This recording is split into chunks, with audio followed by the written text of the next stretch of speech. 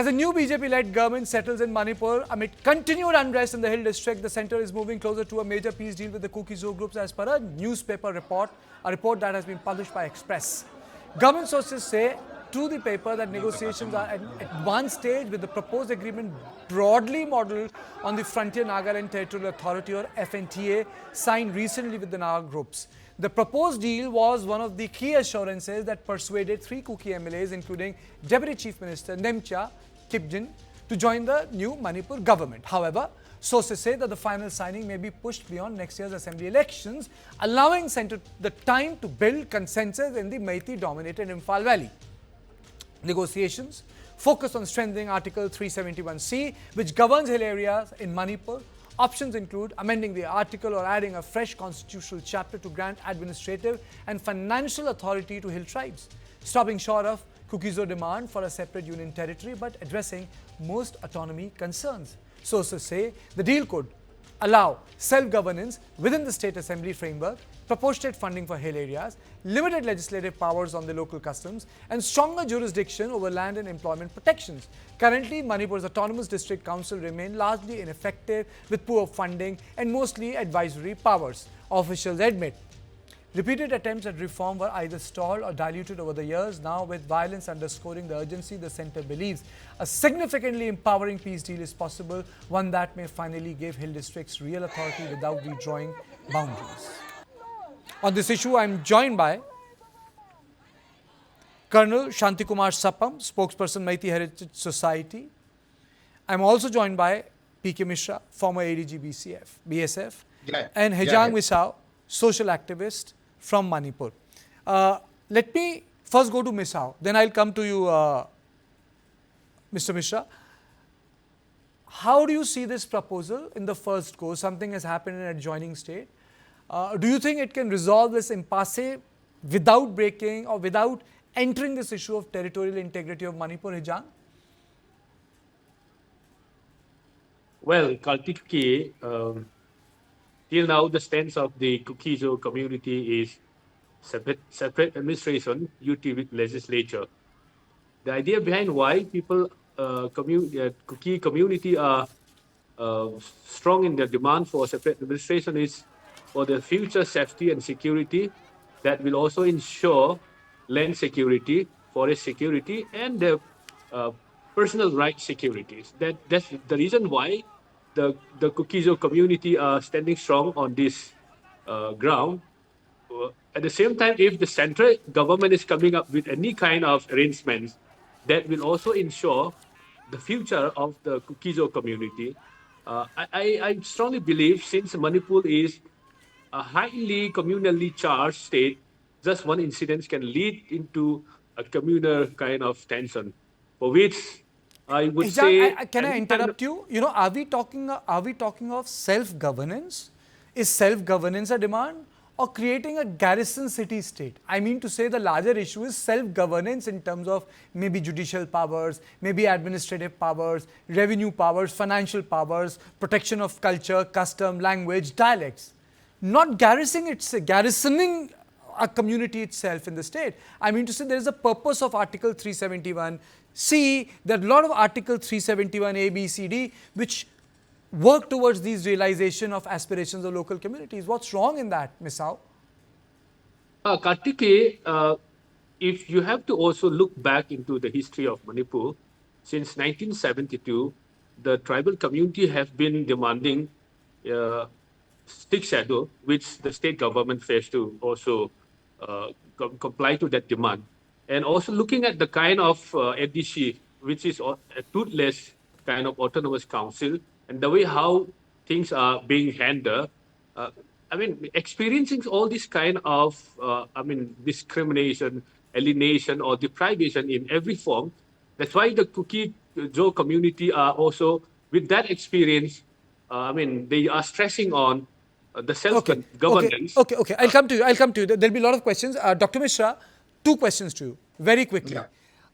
Did hill councils work effectively in last 2 decades? One, did they work effectively? That's for Dr. Mishra. I'll come to you, Ms. Howe. One. And my second question is, what is the issue? You know, what's wrong in, looking into the scope of Article 371A? Yes, I can well tell you. Of course, Two questions. Did Hill yeah, councils work effectively? no, it did not. I can well tell you it did not work perfectly. And mostly the civil societies, they were not eager to opt for it and join for it properly. And it was not successful at all.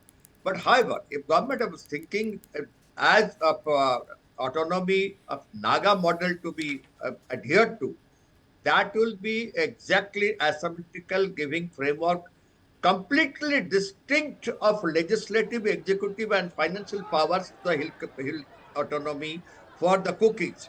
It is okay, but the territorial integrity of Manipur has to be retained under any cost. However, the civil society, it all depends whether they will agree to this or otherwise.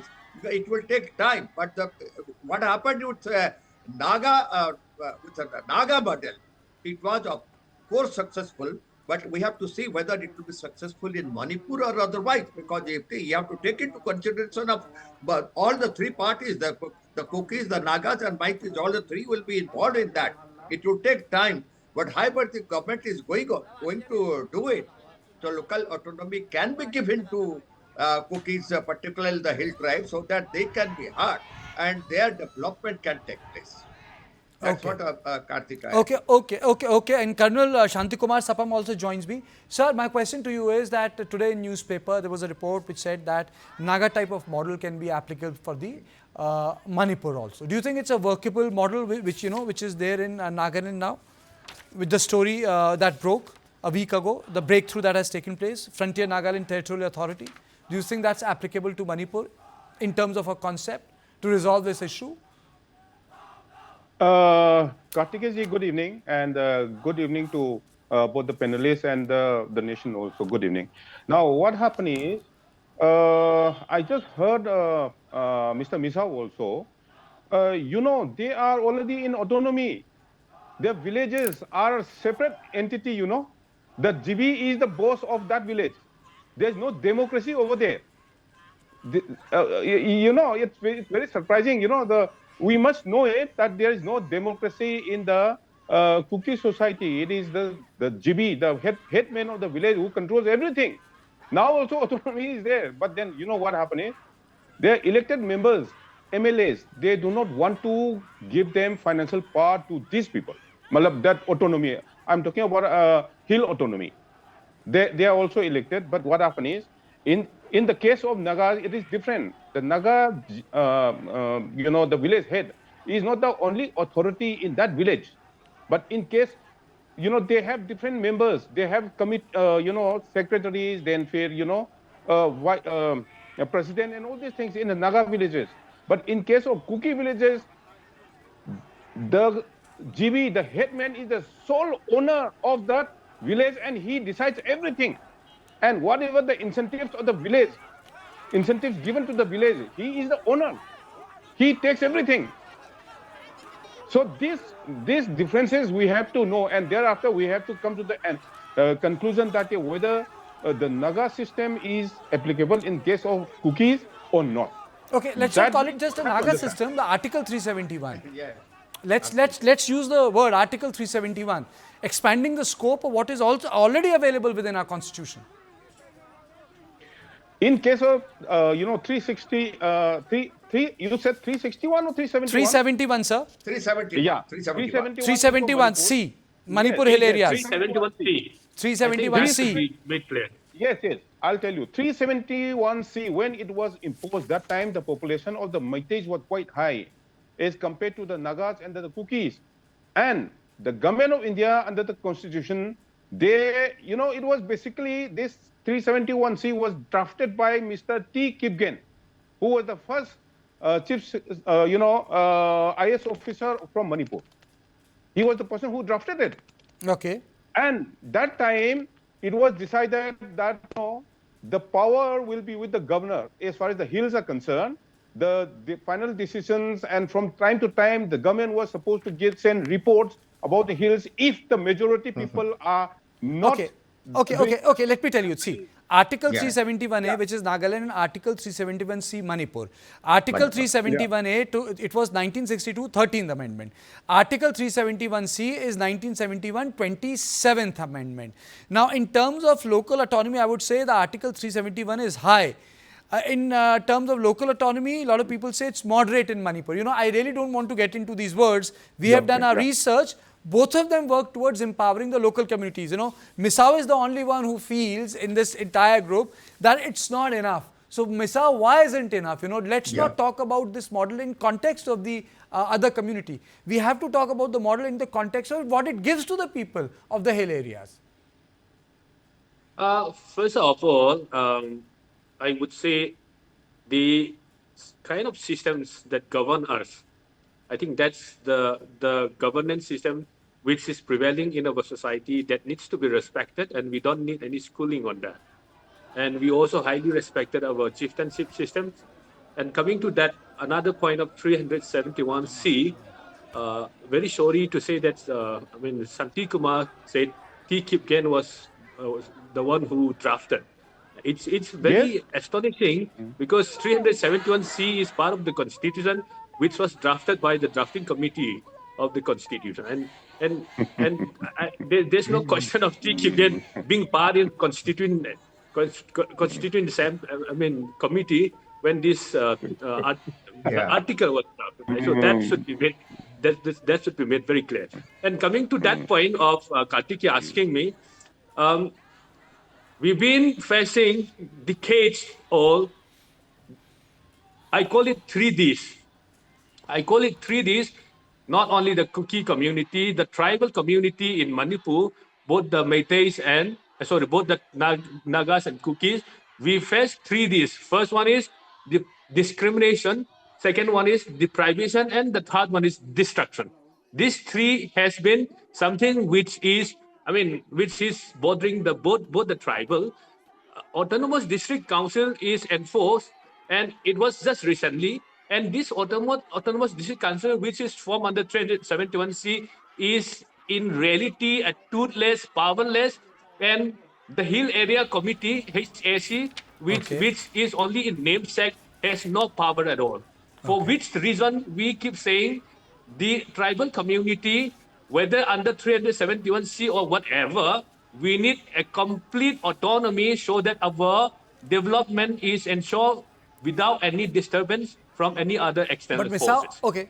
That's what we stand for. Okay, but Dr. Mishra, why didn't these Hill Council work? And secondly, autonomy has to be part of larger framework. You know, autonomy doesn't work in a vacuum. For example, Minister of State for Independent Charge for Civil Aviation is part of the cabinet. Na? Autonomy is defined within the larger system. So even if you are autonomous, you have to be part of something to be autonomous. Yes, Karthikeyan, if you are autonomous, then of course you are a part of Article 371C in Manipur. You cannot go away without that.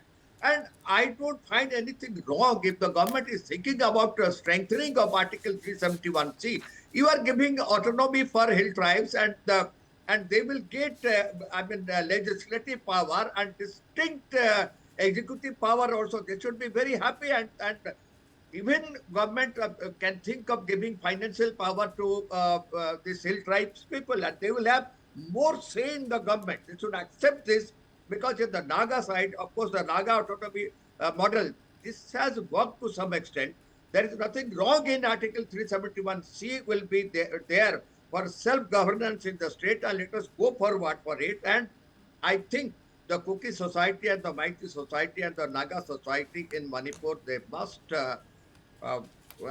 coordinate the action. They should accept for this, but it will take some time. Let government go for it. Ask for all the three tribes to sit down. In fact, we have Madam Kipgen and also Lucy Desai also there, and Honorable CM will be there. All the three of them from three communities can sit down and they think how the Naga autonomy is continuing, and Naga model is there, and it is so close to them. So they should find out what else can be done, how to strengthen it in Manipur. Okay, Colonel Sapam, tell me, if the hill areas are administratively fortified, financially fortified, legislatively fortified, do you think there will be any problem? No, I don't think. I don't think there will be any problem in that. Transparency is a must in this kind of state where ethnicity is there. But we have to see what type of systems are happening in the hills.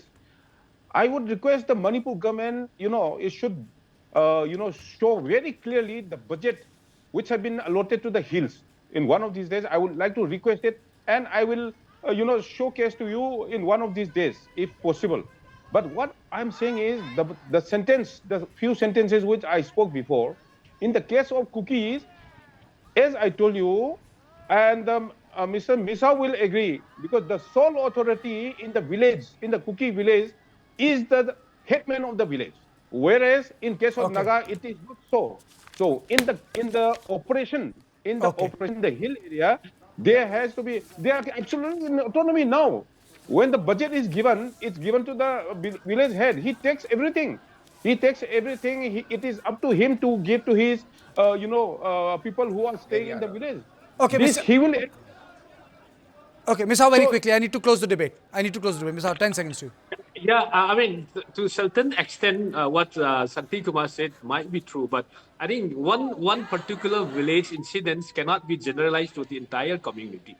Yeah. Because the kind of systems that is practiced in the village, I think there are also numbers of villages which do much better than someone. But at the same time, what we are talking is not only the village system, the entire administrative structure, the entire judiciary, and then the entire legislative I think things. my effort in covering on Manipur for the last 3 years has been to pursue and hammer down the point of coexistence. Absolutely.